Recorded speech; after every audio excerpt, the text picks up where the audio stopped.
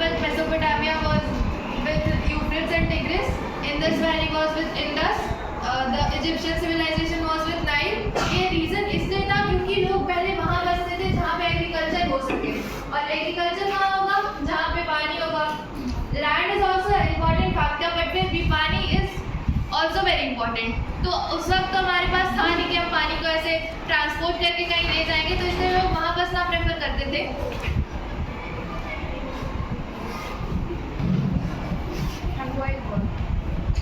जहाँ पानी पहले से हो, जैसे कि यहाँ पे ये एग्जाम्पल है मेसोपोटामिया. पानी लेके हमारे पास भी है ना, मेसोपोटामिया नहीं है हमारे पास भी. एग्रीकल्चरल अवेलेबिलिटी जितना पानी है, एक बॉटल पानी से खेती थोड़ी कर लेंगे, बिल्कुल नहीं कर पाएंगे. तो यूफ्रेट्स और टिग्रिस Known for prosperity, तेज आवाज. mathematics, astronomy, and literature. So Mesopotamia is known for their rich heritage, and they are also good in mathematics and astronomy. So we can study like that कि Mesopotamia एक बहुत ही बड़ा और बहुत he developed मतलब कि Civilization सभ्यता था. तो उसमें मैथमेटिक्स भी बहुत थे, एस्ट्रोनॉमी भी थे, लिटरेचर का भी बहुत सारा वहाँ पे ज्ञान भरा हुआ रहता. लाइब्रेरी बनी थी. लिटरेचर इससे पता चलता है कि लाइब्रेरी बनवाई गई थी.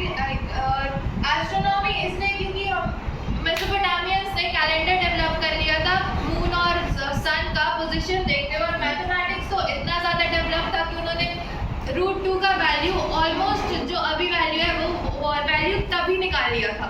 तो समझ रहे हैं, आज से इतने हज़ारों साल पहले भी लोग इतने ज़्यादा डेवलप हो चुके थे, या उनका माइंड कि मैथमेटिक्स, एस्ट्रोनॉमी, लिटरेचर सब कुछ बहुत अच्छे से चल रहा था. Okay. Early history involves kingdoms like Sumer and Akkad. Sumer and Akkad, ये क्या था? What was Sumer and अक्कड़?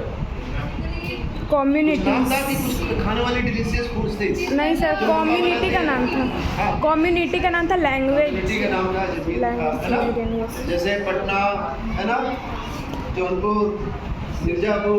सबसे पहले सुमेर ही बसा था और वहाँ पे सुमेरियन बोलते थे.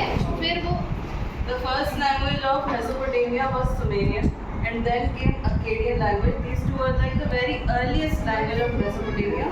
And then Babylonia, like kingdoms of Babylonia also came. Babylonia later on became a very important part of Mesopotamia.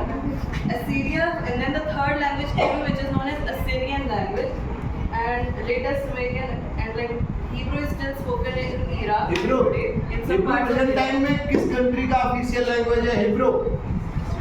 Israel. Israel का आप देख रहे हो सारे लैंग्वेज आपको वहाँ दिखाई दे रहे हैं जो आज भी वर्ल्ड हिस्ट्री में बने हुए हैं. और बेसिकली आपका हिब्रू, और हिब्रू तो गजब का है, मतलब इजराइल पूरा उस पर कमांड करता है. दुनिया में मैक्सिमम लैंग्वेज हम कौन सी बोलते हैं?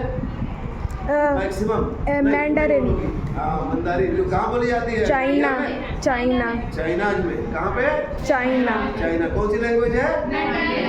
मंदारिन. मदारी नहीं, Yes. Archaeology in Mesopotamia began in the 1840s. There was a British newspaper which funded archaeology in the 1840s to basically prove the literal biblical meaning of the Old Testament of the Bible. So it was written. Someone please stand up and tell what is the meaning of archaeology. Archaeology.